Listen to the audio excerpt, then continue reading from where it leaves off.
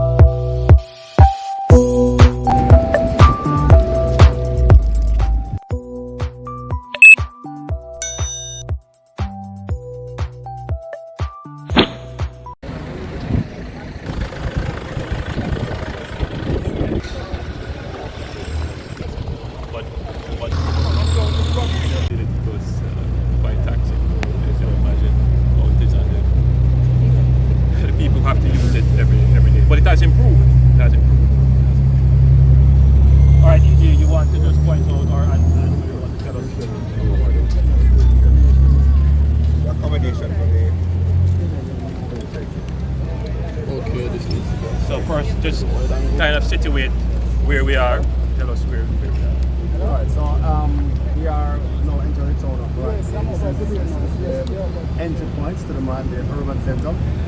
The highway has taken into consideration the access to the urban center and the drain from the urban center. So you would have passed down to the bottom there, you would have seen a culvert widening to facilitate drainage along the highway for the urban center. This new drain here, which is a new drain, also allows flow from the urban center as well as pedestrian traffic.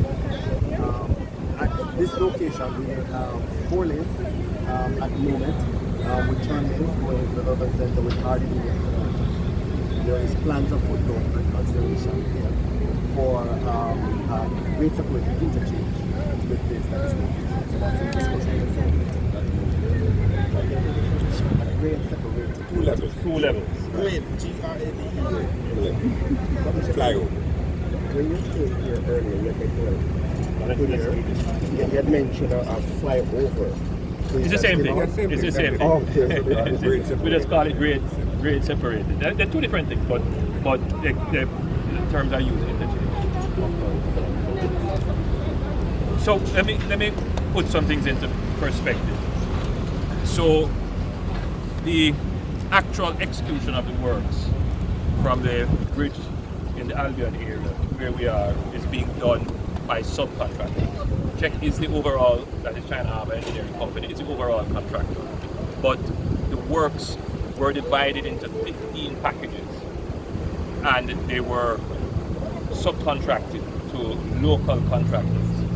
Now the works are not all contiguous, meaning 1 to 15 is not sequential. That you may have package number 1 here, package number 2, and then there's nothing in package 3. You may have package 5 and then nothing again. And it is done that way, as explained to me by the technical experts, that if it were done sequentially, the conditions would be far worse. It would mean that you would have no stretch of road that you could drive on that is not disturbed. So they had to do it in the disjointed way.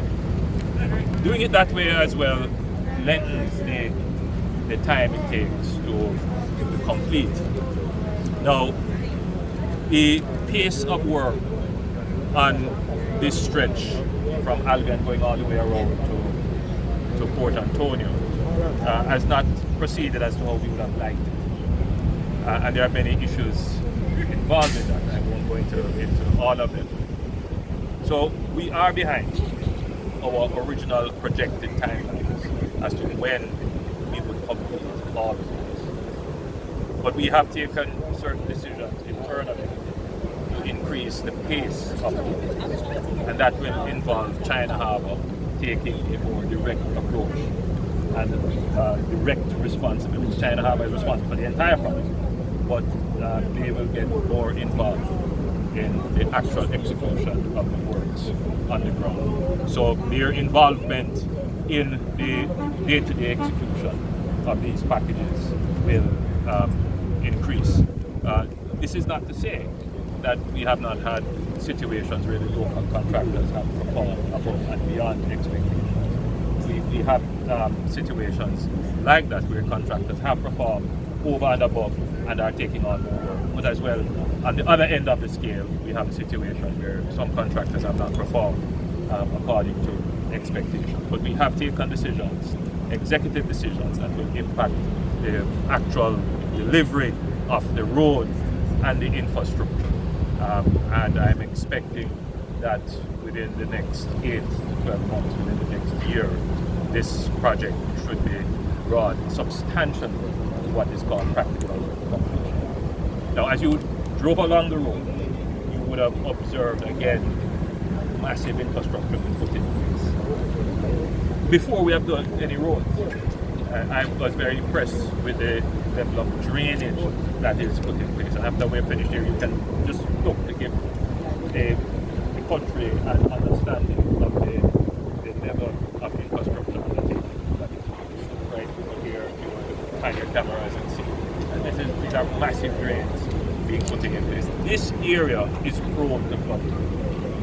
And so the investment cannot only be in the blacktop of the road, meaning the surface of the road. It has to be in the drains and the other infrastructure, the retaining walls to protect the road. This is an investment that will last for 100 years. We'll have to look back at it. But right across there is the first phase of works in the Morant Bay Town Centre. It has taken us a little while to get it going, but these kinds of undertakings are not things that materialize with the snap of a finger. They won't materialize in a year. We're literally building an entirely new town on 25 acres of land expanded by the purchase of Goodyear. Jamaica has not built a town in over 100 years. That we have not, as a government, as a country, say, okay, we're going to build this town. We have done Portmore as a community, we have done other communities, but we have not, in a while, built a town. Of course, we have developed urban centers in New Kingston and downtown Kingston, but to actually build a town, we haven't really done that. We're doing it here. This is the test case as to whether or not we can now go around Jamaica and build cities and towns, urban centers that will become the magnet for economic development and social opportunities for people.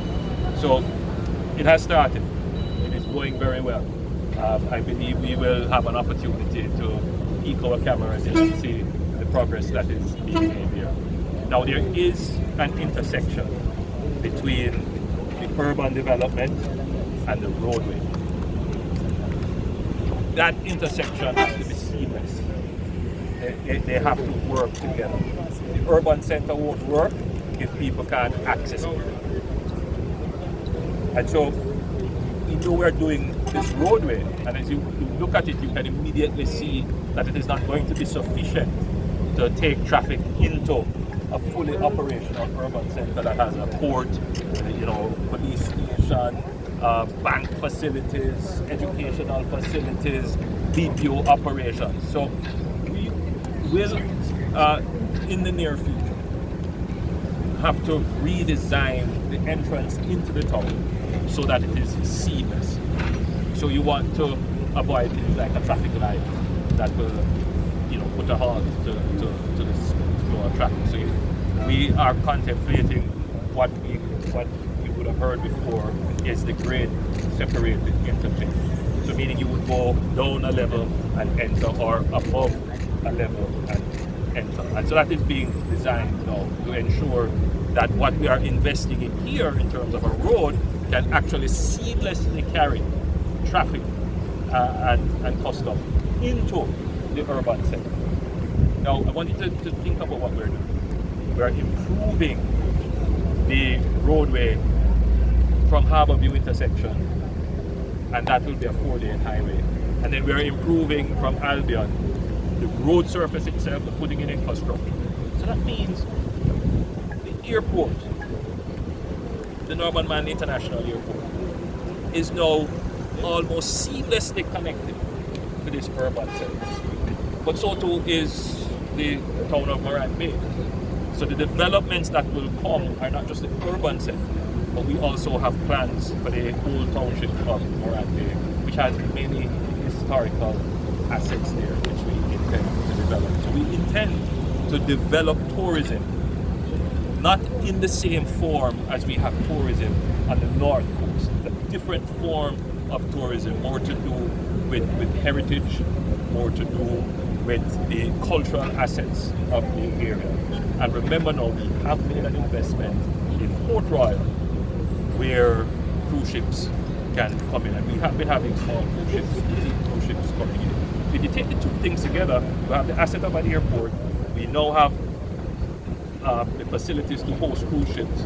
You can have home porting there, and you can have now a stream of visitors that can move seamlessly into the area. At this facility, this is now the urban center, the Morant Bay Urban Center. All the space that has been designated for business process outsourcing operations have been already. So they intend to locate operations here. So you can see that there will be traffic coming from Kingston to here. But as you are driving along and you're seeing the road opening, you would also see that there are lands unutilized. And already we are getting inquiries, and people are applying for approvals to build houses along this corridor. So opening up this corridor is doing an incredibly good thing for the people of St. Thomas. I know it is a struggle as it is right now. I know there is dislocation and at times incredible frustration. But it is for the good. It is not an excuse, and I repeat it again, that we will ensure that the dislocation and the discomfort is mitigated and we have given the directions already and seen it in action, and I will be putting all my feelers to ensure that it is not just in action for a few weeks, but it becomes standard practice to ensure that simple things like wetting the road is done, ensuring that people have seamless access to their property. The issue of signage, Mr. Hunter, was raised, and I can imagine driving on a road like this, if you're not familiar with it, you could run into difficulties. So signage is important, and again, I wish to repeat that we will be working on a strategy to ensure that there is at least one lane, that the surface is in drivable condition, where the roads have to be totally scattered.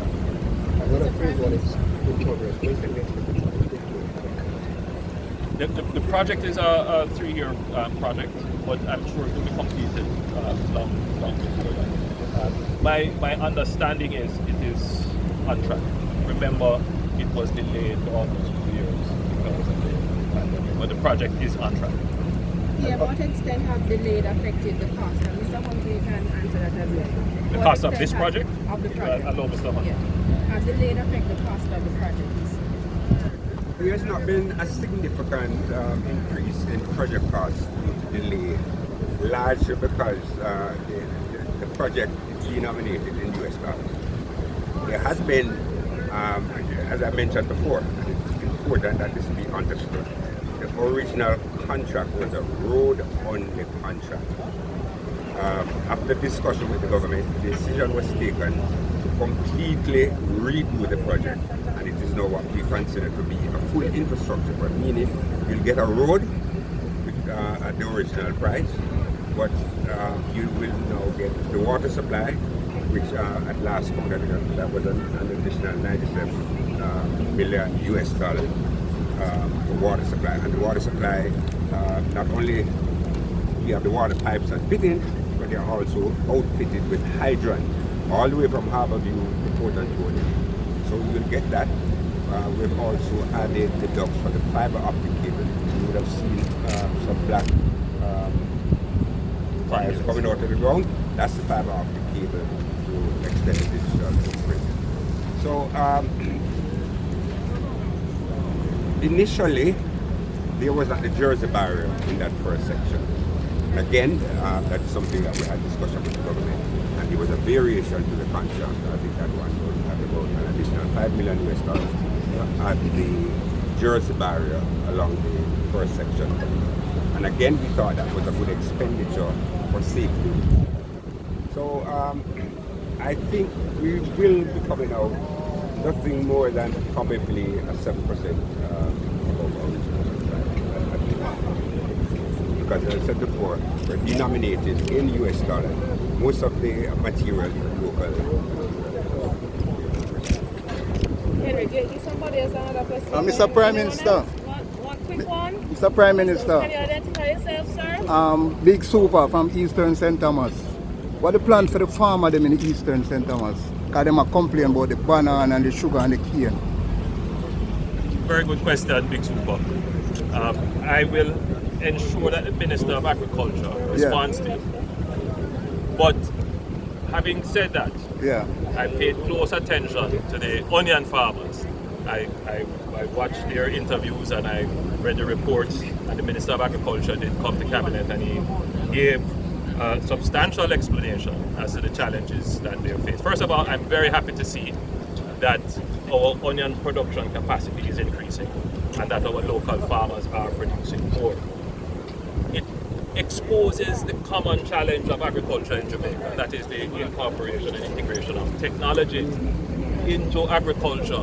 They face challenges with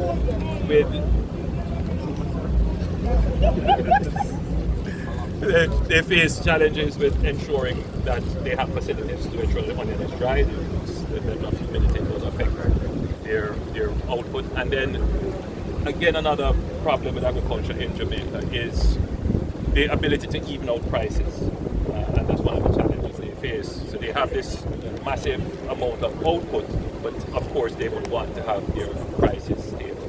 And the Minister of Agriculture is working on both to support the farmers to ensure that they get a good price for their output, that they continue to produce, and that the technologies such as drying facilities and storage facilities are made available to them. All right, Henry, you can go on because this is very traffic report.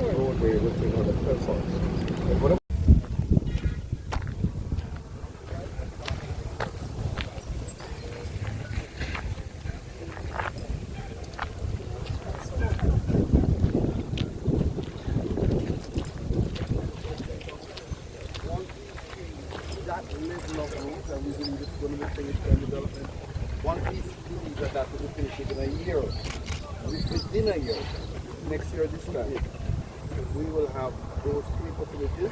That's a huge improvement.